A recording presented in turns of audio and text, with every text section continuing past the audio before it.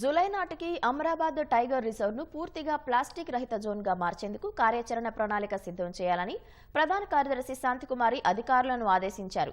Amrabad tiger reserve ను plastic రహిత zone గా మార్చేందుకు తీసుకోవాల్సిన చర్యలపై చర్చించిన సీఎస్ అక్కడ ప్రాంతంలో ప్లాస్టిక్ వస్తువుల వినియోగంపై నిషేధం అమలు చేయాలని ఆదేశించారు.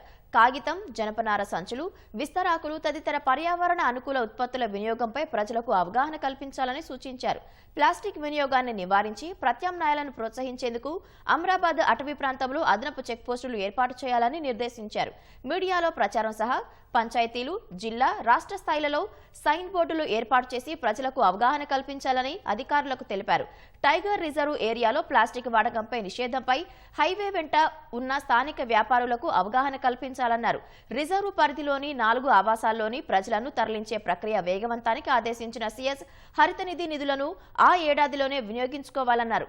మహబూబ్ నగర్ జిల్లాలోని మైసమ్మ దేవాలయంలో ప్లాస్టిక్ వాడకాన్ని నిర్మూలించేందుకు చర్యలు తీసుకోవాలని అధికారులను సీఎస్ శాంతికుమారి కోరారు.